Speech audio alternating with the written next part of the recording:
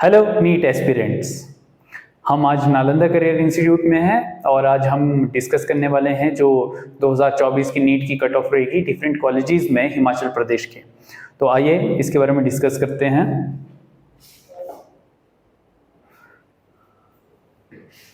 तो सबसे पहले हम डिस्कस करेंगे MBBS seats as per NMC. तो एनएमसी द्वारा जो मेडिकल सीट्स अलॉट की गई है public sector and private sector को, एनएमसी नेशनल मेडिकल कमीशन जिसका मतलब है, और एनएमसी डिसाइड करती है कि कितनी नंबर ऑफ सीट्स अलॉट हुई है डिफरेंट कॉलेजेस को। प्राइवेट सेक्टर में कितनी सीट्स अलॉट हुई है एमबीबीएस की, और जो गवर्नमेंट सेक्टर है उनको कितनी सीट्स अलॉट हुई है एमबीबीएस की। Number of colleges all over India has 704 and number of seats है 1,09,170। तो आप देख सकते हैं कि 1,09,170 एमबीबीएस सीट्स है, एक कंबाइंड सीट्स है students all over India, private की भी और गवर्नमेंट की भी। तो अब जो ये सीट्स है ये कैसे डिवाइड हुई है, जैसे कि मैंने कहा कि ये जो टोटल नंबर ऑफ सीट्स है एमबीबीएस की all over India, private colleges में भी डिवाइड हुई है और गवर्नमेंट कॉलेजेस में भी डिवाइड हुई है। तो सबसे पहले हम स्टार्ट करते हैं गवर्नमेंट कॉलेजेस से। तो 382 कॉलेजेस है all over India government colleges, और इसमें एम्स को भी इंक्लूड कर रहा हूं मैं, इंक्लूडिंग एम्स। 382 कॉलेजेस है इंक्लूडिंग एम्स, और इनमें एमबीबीएस की सीट्स है 55,225। तो आप देख सकते हैं कि ये जो वाला पोर्शन है, दिस पोर्शन आप देख सकते हैं कि 50% ऑफ सीट्स किसकी है, गवर्नमेंट कॉलेजेस की इंक्लूडिंग एम्स। सेंट्रल यूनिवर्सिटी, अब कई यूनिवर्सिटीज पूरे इंडिया में है, 7 यूनिवर्सिटीज है सेंट्रल यूनिवर्सिटीज, और अब ये वो यूनिवर्सिटीज है, जैसे कि मैं आपको एग्जांपल देता हूं, जैसे बनारस हिंदू यूनिवर्सिटी है, ये यूनिवर्सिटीज भी एमबीबीएस की सीट्स आपको अलॉट करती है, आपको यहाँ पे भी आप एमबीबीएस कर सकते हैं। तो इन 7 यूनिवर्सिटीज में 1180 सीट्स हैं एमबीबीएस की। अब आते हैं हम प्राइवेट मेडिकल कॉलेज में। 264 प्राइवेट मेडिकल कॉलेजेस है ऑल ओवर इंडिया, जिसमें एमबीबीएस की सीट है 42,515। डीम्ड यूनिवर्सिटीज, 51 डीम्ड यूनिवर्सिटीज है ऑल ओवर इंडिया। अब डीम्ड यूनिवर्सिटीज में जो बच्चा एमबीबीएस करने जाता है, वहां पे एमबीबीएस की फीस बहुत ही ज्यादा एक्सपेंसिव होती है, कोई 1.5 करोड़ से 2 करोड़ के बीच में। और डीम्ड यूनिवर्सिटीज जैसे कि मैंने बताया 51 डीम्ड यूनिवर्सिटीज है, और इसमें 10,250 एमबीबीएस की सीट्स है।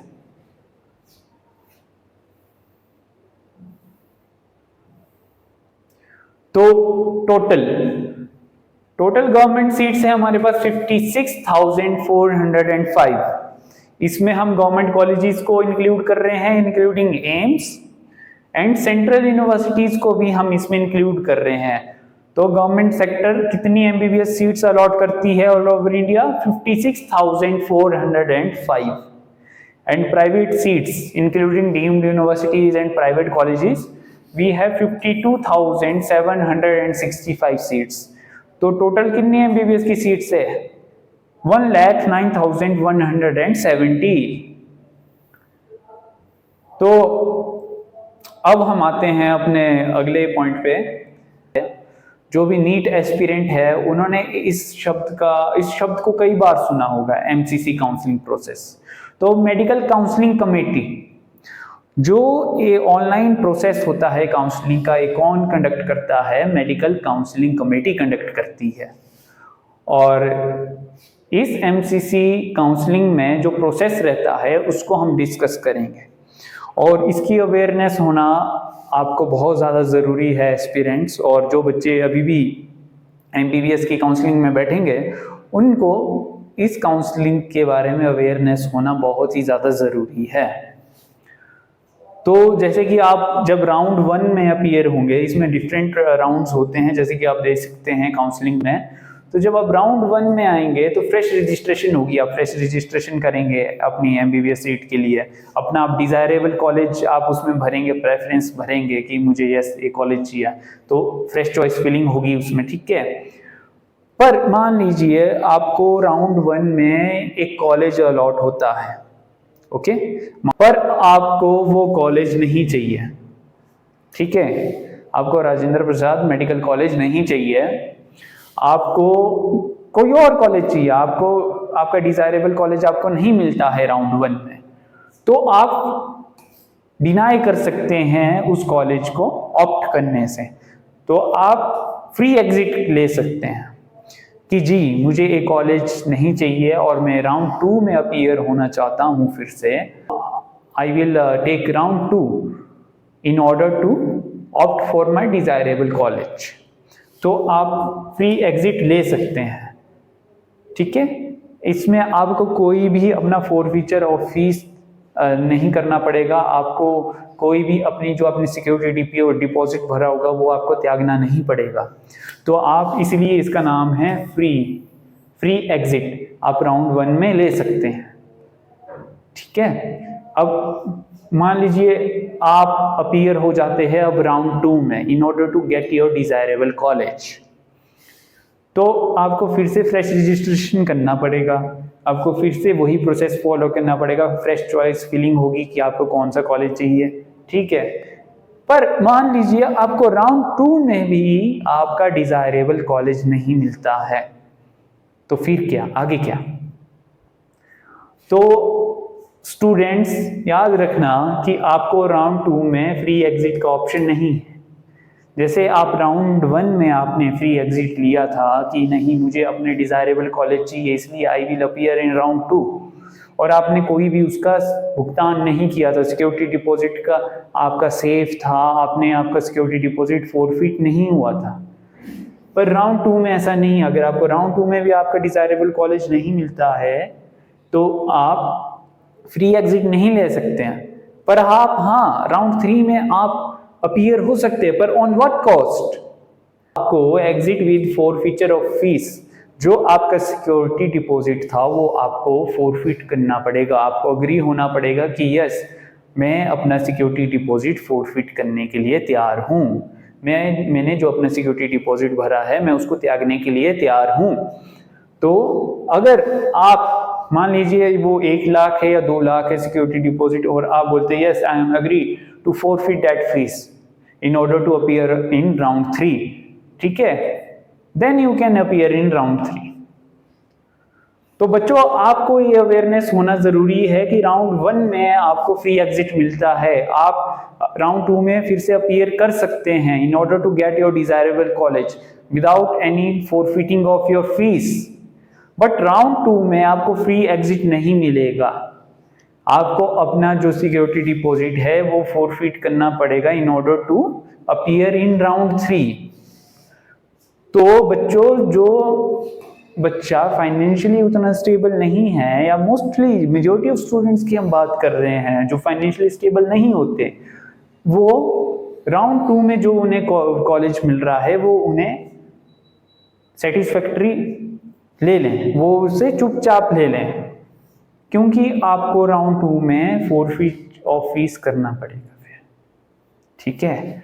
तो अच्छा, तो मान लीजिए कैंडिडेट है वो बोलता है कि राउंड 2 में भी जी मुझे अपना सेटिस्फैक्टरी कॉलेज नहीं मिला इसलिए I am agree to forfeiting that fees, तो आप फिर राउंड 3 में वो कैंडिडेट अपीयर हो सकता है और फिर से उसको फ्रेश रजिस्ट्रेशन करना पड़ेगा, फ्रेश चॉइस फिलिंग करना पड़ेगा।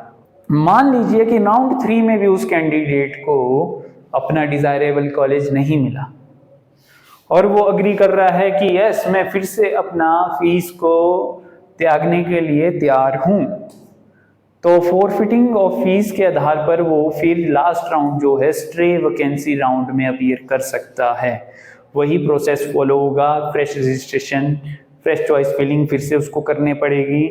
पर यहाँ पे अगर कैंडिडेट स्ट्रे वैकेंसी राउंड में भी अगर किसी कैंडिडेट को उसका कॉलेज अलॉट होता है और वो स्ट्रे वैकेंसी राउंड में भी मना कर दे कि नहीं मुझे कॉलेज नहीं चाहिए, तो स्टूडेंट्स वो कैंडिडेट डिबार्ड हो सकता है नीट से, वो कैंडिडेट डिबार्ड हो सकता है नीट यूजी से फॉर 1 ईयर। तो आप भूल कर भी कोई भी कैंडिडेट स्ट्रे वैकेंसी राउंड में फ्री एग्जिट ना करे, वो इनकार ना करे अपना कॉलेज लेने से जो भी उसे अलॉट हुआ है, just opt for that college. ठीक है, तो ये था हमारा जो काउंसलिंग प्रोसेस था उसका ओवरले था। ठीक है, अब हम आते हैं रिवाइज्ड रैंक पे। आप सबको मालूम होगा कि हाल ही में जब सुप्रीम कोर्ट का वर्डिक्ट आया तो उस वर्डिक्ट के साथ एक जो कंट्रोवर्शियल क्वेश्चन था, क्वेश्चन नंबर 19 ऑफ फिजिक्स, तो उस क्वेश्चन का जब सही आंसर आया और फिर रिवाइज हुआ रिजल्ट नीट यूजी का, तो उसमें काफी लोगों की, काफी स्टूडेंट्स की रैंक इंप्रूव हुई है। और रैंक इंप्रूव होने से मतलब है कि जैसे कि पहले 720 मार्क्स जो बच्चे ला रहे थे, वो मेजॉरिटी ऑफ स्टूडेंट्स थे जो 720 मार्क्स ला रहे थे, काफी थे नंबर में वो।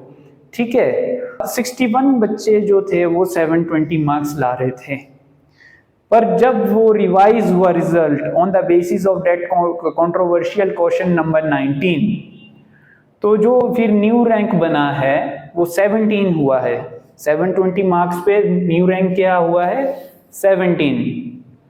और 706 मार्क्स पे जो रैंक पहले था 801 था, जो बच्चा एक 706 मार्क्स ला रहा था उसका रैंक था 801। पर जब जो हमारा रिजल्ट रिवाइज हुआ उसमें 449 रैंक आया है उस स्टूडेंट का।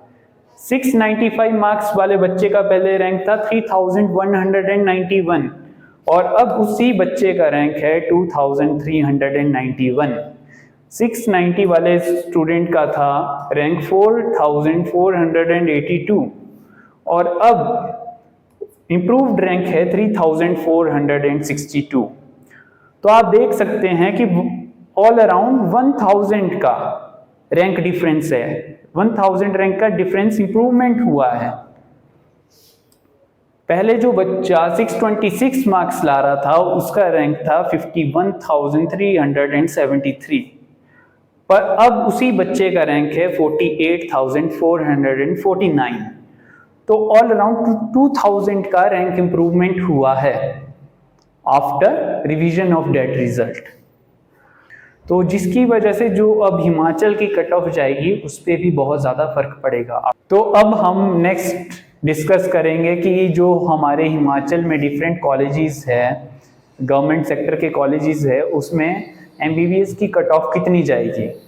तो सबसे पहले हम डिस्कस करेंगे आईजीएमसी शिमला के बारे में। तो इसमें हम प्रीवियसली जो हमारी एमबीबीएस की कट ऑफ गई थी लास्ट ईयर 2023 में, उससे भी हम डिस्कस करेंगे और उसके कंपैरिजन में हम इस साल बताएंगे कि 2024 में नीट यूजी की कट ऑफ क्या जाएगी हिमाचल प्रदेश के डिफरेंट कॉलेजेस में।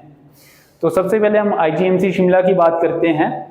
2023 में आईजीएमसी शिमला में अनरिजर्व ओपन की कट ऑफ गई थी 604 और इस साल 2024 में वहीं अनरिजर्व की कट ऑफ एक्सपेक्टेड है 625।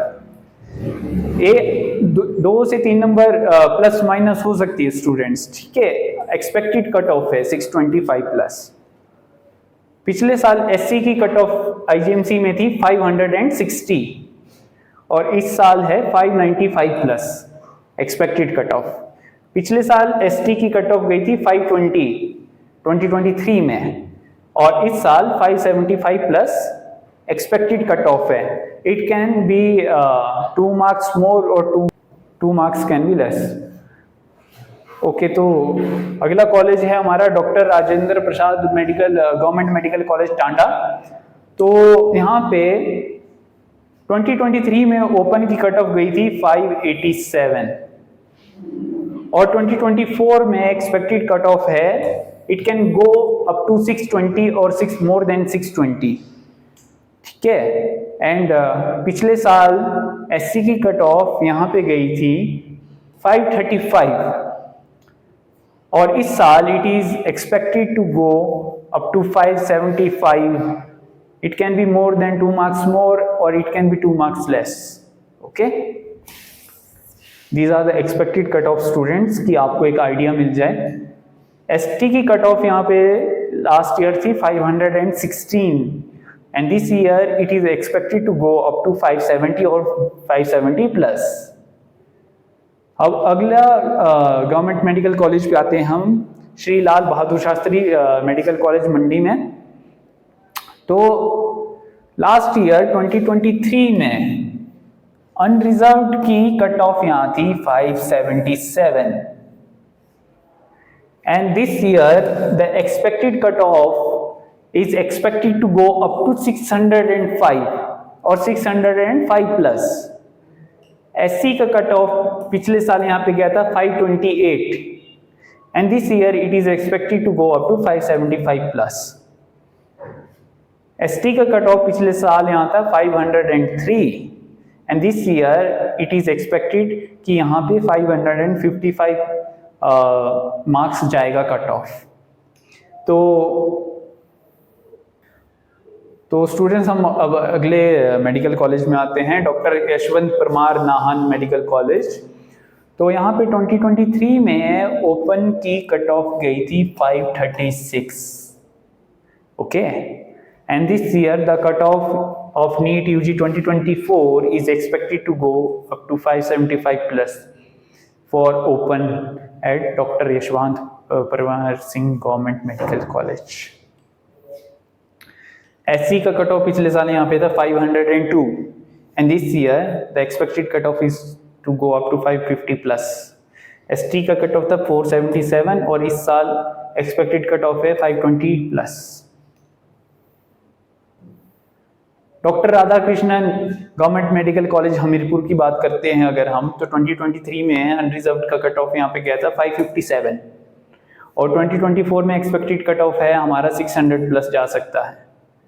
एससी का कट ऑफ पिछले साल यहाँ पे गया था 506 और इस साल कट ऑफ जा सकता है 565 प्लस तक।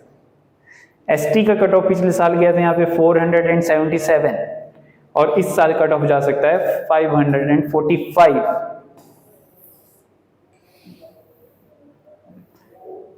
तो Pandit Jawaharlal Nehru government medical college जो चंबा में है, यहाँ पे 2023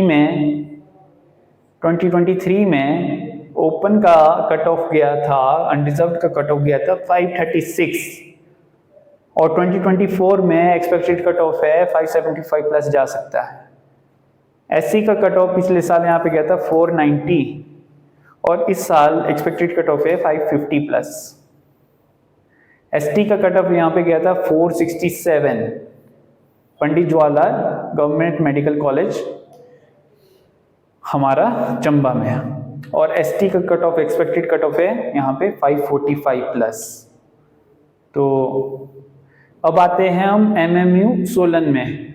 तो ये हमारा एक प्राइवेट कॉलेज है। तो प्राइवेट कॉलेज जो है हिमाचल का, जैसे एमएमयू महर्षि मार्कंडेश्वर यूनिवर्सिटी, तो इसमें कुछ सीटें स्टेट कोटा की होती है जिसमें फीस उतनी ज़्यादा एक्सपेंसिव नहीं होती और कुछ सीटें मैनेजमेंट की है जो बहुत ज़्यादा एक्सपेंसिव हम बोल सकते हैं प्राइवेट सेक्टर में एमबीबीएस की सीट जिसमें जाती है। तो 2023 में एमएमयू सोलन में स्टेट कोटा का कट ऑफ क्या गया था? 2023 में अनरिजर्व्ड का कट ऑफ यहाँ पे गया था 507 और इस साल एक्सपेक्टेड कट ऑफ है 560 प्लस। एससी का कट ऑफ यहाँ पे पिछले साल था 400 और इस साल एक्सपेक्टेड कट ऑफ है 470 प्लस। एसटी का कट ऑफ यहाँ पे गया था पिछले साल 386 और दिस ईयर 440 प्लस जा सकता है एसटी का कट ऑफ। अब जैसे कि मैंने बताया कि जो प्राइवेट कॉलेजेस होते हैं उसमें कुछ सीटें स्टेट कोटा की होती है और कुछ मैनेजमेंट की होती है। वैसे एमएमयू सोलन में मैनेजमेंट की सीट की जो कट ऑफ गई थी पिछले साल 2023 में वो थी 230 प्लस और इस साल 300 प्लस तक जा सकती है वो। क्योंकि नंबर ऑफ टॉपर्स भी जो 720 मार्क्स ला रहे हैं वो भी बड़े हैं, इसलिए भी कट ऑफ इंक्रीज हुई है। ये तो जो वर्डिक्ट आया और उसके साथ जो कंट्रोवर्शियल क्वेश्चन के बाद जो रिवीजन हुआ रिजल्ट में, तो नंबर ऑफ टॉपर्स जो घटे हैं 720 मार्क्स जो फुली स्कोर नहीं कर रहे हैं, तो जो नंबर ऑफ जो फुली स्कोरिंग स्टूडेंट थे वो जो लेस हुए नंबर में, उसकी वजह से अब जो हमें देखने को मिला है कि जो कट ऑफ है वो भी 2 से 3 नंबर घटेगी। तो ये जो कट ऑफ थी ये एक एक्सपेक्टेड कट ऑफ है, एक अनुमान है कि इतनी जा सकती है कट ऑफ हिमाचल प्रदेश में। ये 2 से 3 नंबर फ्लक्चुएट भी कर सकती है, ज़्यादा भी हो सकती है और कम भी हो सकती है। पर आपको एक आइडिया देने के लिए है, अगर आपके इससे 10 नंबर ज़्यादा है या आपके इन कट ऑफ से 10 नंबर ज़्यादा है या 5 नंबर ज़्यादा है, तो आप सेफ जोन में हैं, आपको कोई टेंशन लेने की ज़रूरत नहीं है। Okay, thank you so much students. तो नालंदा करियर इंस्टीट्यूट हमेशा आपके साथ है और नालंदा करियर इंस्टीट्यूट में ड्रॉपर बैच के एडमिशन्स ओपन है। एंड आपको कोई भी इंफॉर्मेशन चाहिए होगी रिगार्डिंग द कट ऑफ्स और काउंसलिंग सेशन चाहिए होंगे, we have professional counsellors here. We wish you all the best for your future students. Thank you so much.